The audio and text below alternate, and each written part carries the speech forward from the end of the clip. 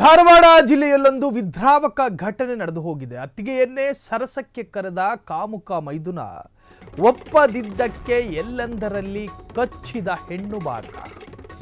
ಅತ್ತಿಗೆಯನ್ನ ಭಾರತದ ಸಂಸ್ಕೃತಿಯ ಪ್ರಕಾರ ತಾಯಿಯ ಸಮಾನಳಾಗಿ ನೋಡ್ತಾರೆ.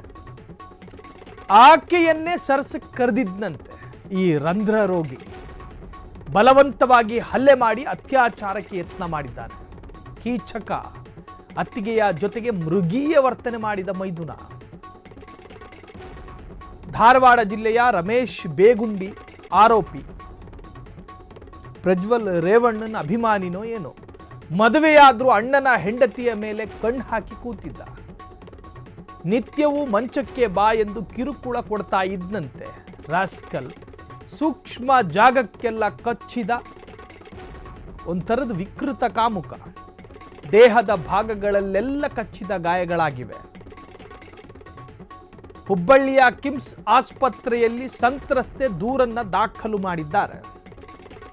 ಧಾರವಾಡ ಜಿಲ್ಲೆಯಲ್ಲೊಂದು ವಿದ್ರಾವಕ ಘಟನೆ. ಇಂಥವ್ರನ್ನ ಆಸ್ಪತ್ರೆಯ ಬೆಡ್ ಮೇಲೆ ಮಲಗಿಸಿ 3-4 ಹುಚ್ಚು ಬಂದಿರೋ ನಾಯಿಗಳನ್ನು ಬಿಡಬೇಕು. ಇವನು ಹೆಂಗೆ ಕಚ್ಚಿದ್ನೋ ಹಾಗೆ ಕಚ್ಚಿಸ್ಬೇಕು. ಇದು ಯಾಕೆ ಹೇಳ್ತಾ ಇದ್ದೀವಿ ಅಂದರೆ, ಸಂಕಟ. ಆ ಮನೆಯಲ್ಲಿ ಪಾಪ 2ನೇ ತಾಯಿ ಅಂತ ಕರೀತಾರೆ, ಅತ್ತಿಗೆಗಳನ್ನು 2ನೆಯ ತಾಯಿ ಅಂತ ಕರೆಯಲಾಗುತ್ತೆ. ಅಂತಹ ತಾಯಿ ಸಮಾನಳಾದಂತಹ ಅತ್ತಿಗೆಯನ್ನು ತನ್ನ ದೇಹೇಚ್ಛೆಗಳನ್ನು ತೀರಿಸೋದಕ್ಕೆ ಬಲವಂತ ಮಾಡ್ತಾ ಇದ್ದ ಈ ನಾನ್ಸೆನ್ಸ್ ಮೈದುನ ಅನ್ನೋದಾದರೆ, ಆಕೆ ಬರಲೊಪ್ಪದೇ ಇರತಕ್ಕಂತಹ ಕಾರಣಕ್ಕೆ, ಮೈದುನ ಅಂದರೆ ಆಕೆಯ ತಮ್ಮ ಇದ್ದಂಗೆ, ಬರಲೊಪ್ಪದೇ ಇದ್ದ ಕಾರಣಕ್ಕೆ ಆಕೆಯ ದೇಹದ ಮೇಲೆ ಅತ್ಯಂತ ಕೆಟ್ಟದಾಗಿ ಕಚ್ಚುತ್ತಾನಂತೀವನು. ಅತ್ಯಂತ ಕ್ರೂರವಾಗಿ ಕಚ್ಚಿ ಗಾಯಗೊಳಿಸ್ತಾನೆ. ರಕ್ತಸ್ರಾವದಿಂದ ಗಂಭೀರವಾಗಿದ್ಲು ಆ ಪಾಪ ಹೆಣ್ಣುಮಗಳು. ಆಕೆಯನ್ನು ಈಗ ಆಸ್ಪತ್ರೆಗೆ ದಾಖಲು ಮಾಡಿಕೊಳ್ಳಲಾಗಿದೆ.